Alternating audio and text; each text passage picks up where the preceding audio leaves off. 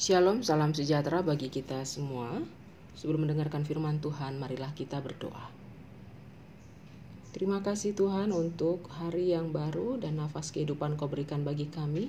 Untuk menjalani hari yang Kau berikan ini, kami mau Engkau menasihati kami, agar apapun perilaku kami seturut dengan kehendak-Mu. Berfirmanlah Engkau, kami telah siap mendengarkan. Amin. Sapaan firman Tuhan bagi kita tertulis dalam 1 Timotius pasal 1 ayat 5.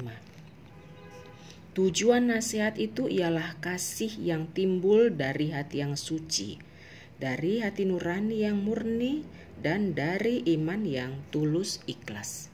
Demikian firman Tuhan. Saudara-saudari, Bapak Ibu jemaat yang dikasihi Yesus Kristus, pernahkah Anda berjumpa dengan orang yang rajin sekali memberikan nasihat?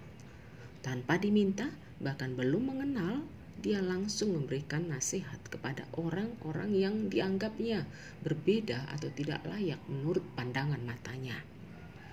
Bahkan terkadang baru kenalan sudah memberikan nasihat. Tidak boleh begini, tidak boleh begitu, tanpa mengetahui latar belakang mengapa orang yang dinasihatinya itu bersikap seperti itu. Pernah suatu kali ada seorang gadis muda menggunakan topi pergi ke gereja. Lalu dia duduk dengan tenang di bangku gereja dan menghadap ke altar.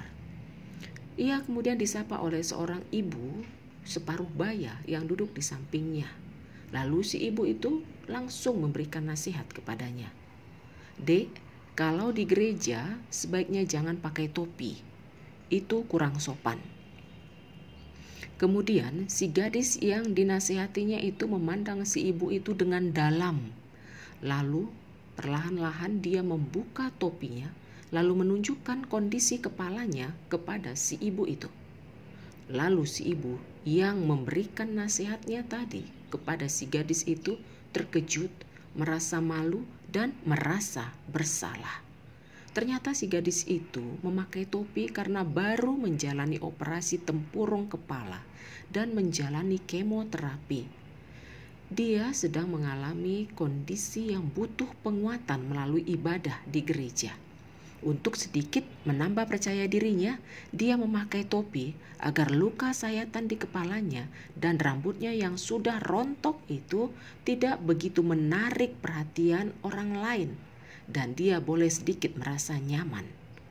Akan tetapi, orang yang memberikan nasihat tadi bukannya turut memberikan penguatan kepada si gadis yang sedang rapuh itu, justru merusak upaya si gadis itu dalam mencari penguatan di tengah-tengah ibadah.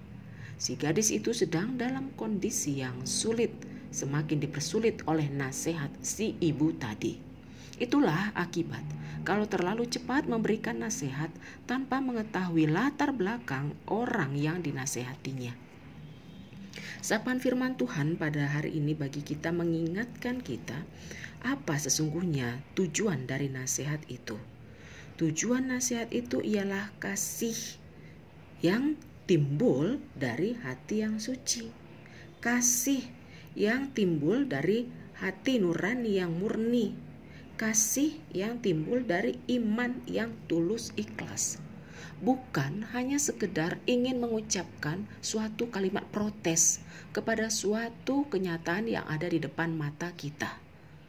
Oleh sebab itu, saudara-saudariku sekalian, manakala kita melihat ada suatu kejadian, suatu peristiwa, perilaku yang ada di depan mata kita dan tidak berkenan dengan hal-hal yang kelaziman yang kita ketahui atau tidak berkenan dengan perspektif atau nilai-nilai moral yang kita ketahui, mari jangan langsung cepat memberikan vonis, memberikan teguran atau nasihat. Bersabarlah sebentar untuk mengetahui latar belakang mengapa orang tersebut melakukan hal-hal yang tidak lazim itu. Mengapa orang tersebut melakukan hal-hal yang tidak pantas menurut pandangan kita. Siapa tahu dia melakukan itu bukan semata-mata karena dia adalah orang yang kurang sopan. Siapa tahu dia sedang mengalami suatu masa-masa sulit di mana kita juga sebaiknya bisa memberikan kontribusi menopang kesulitannya. Maka firman ini mengingatkan kita, apabila ada yang berbeda di dalam pandangan mata kita, Tuhan mungkin sedang menggunakan keberadaan kita untuk memberikan sikap yang lebih memaklumi kondisi tersebut, dan kita bisa memberikan nasihat betul-betul karena kasih yang keluar dari hati yang suci dan hati yang murni, dan juga berangkat dari iman yang tulus ikhlas. Banyak situasi yang berbeda di atas muka bumi ini. Begitu juga nasihat Paulus kepada Timotius dalam latar belakang teks ini. Dia tahu apa yang sedang dialami oleh Timotius. Oleh sebab itu Paulus memberikan penguatan agar dia berangkat memberikan pemberitaan firman Tuhan berlatar belakang dari hati yang betul-betul tulus. Pasti Tuhan akan campur tangan dalam seluruh kalimat yang diucapkannya.